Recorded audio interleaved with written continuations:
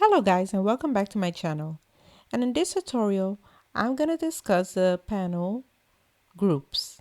Now groups are a lot like blocks, but just a more flexible version of blocks. So let us get into this video so that you can see how I use a group panel.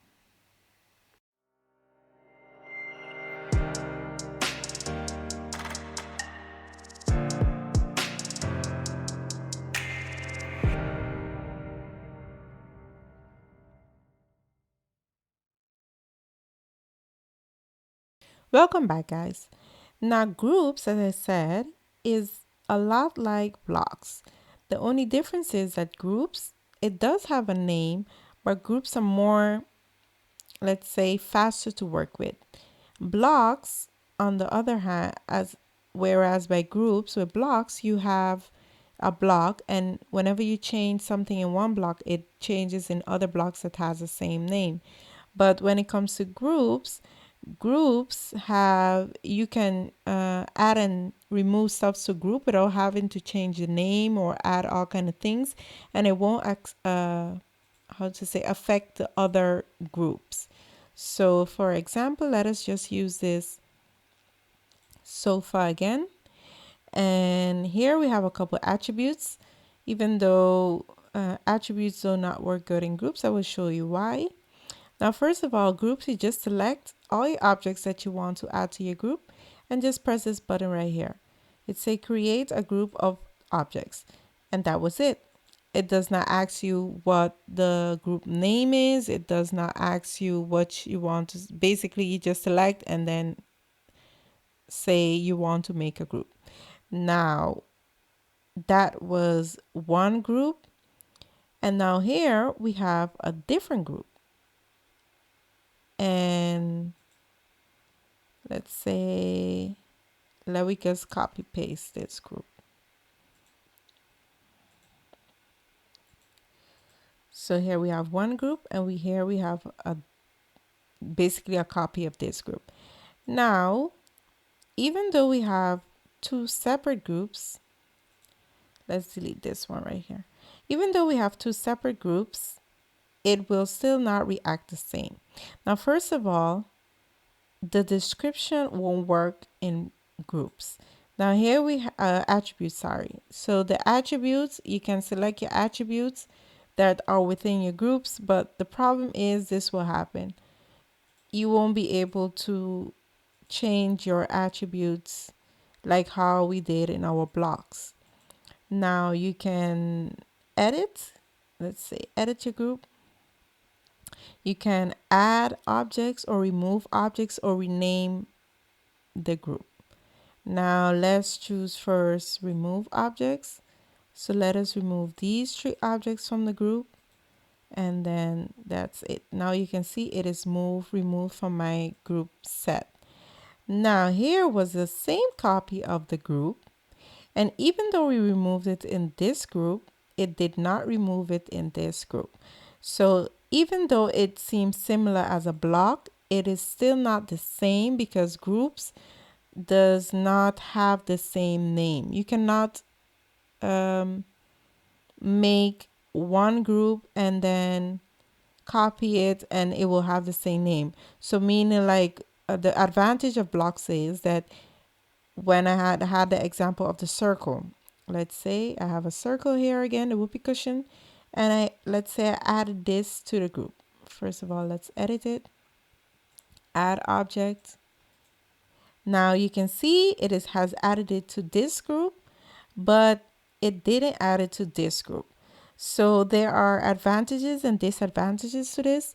Blocks, it will add it to all the blocks that are within my drawing that look like this, meaning have the same name. But with groups, you don't have one group that is unique. Of course, you can copy it and it will look unique, but it is not unique. You can individually change, add stuff, remove stuff from the group without having to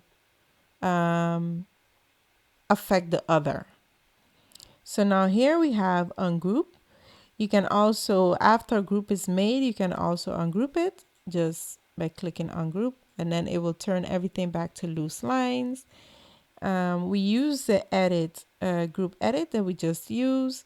Now let us use the group. No, for now, let us just leave it this way. Now you see this square right around here. That is this right here.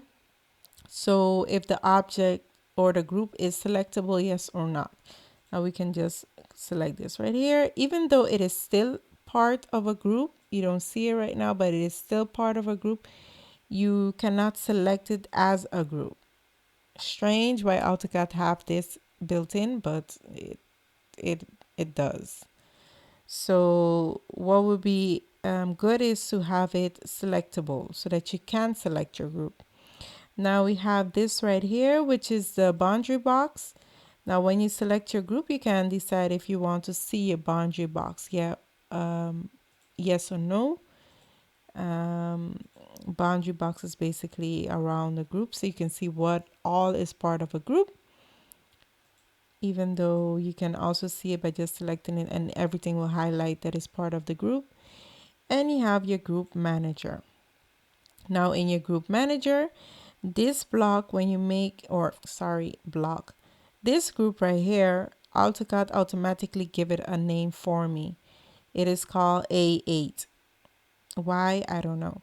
Now let's go back to this one right here. Let us group this one also. Now you can see it is also a group just like the other one. But the difference, or, oh yeah, and by the way, I'm going to copy this so you can see what will happen. So we have three groups, basically. Now we have to go to our group manager. So even though this is a copy of this one, AutoCAD automatically made a new name for that group. So we have group A10, 11, 8.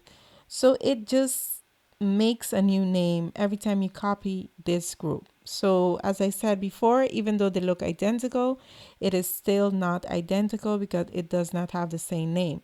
So if I change something in this group, it will not change it in that group because they don't have the same name as your block. Here in your block, in your group manager, you can then decide if you want to rename these groups. You want to make it selectable, yes or not, by just clicking right here. For renaming your group, you can add a name, let's say test, but then you would have to press this button right here for rename, and you can see it renames that group.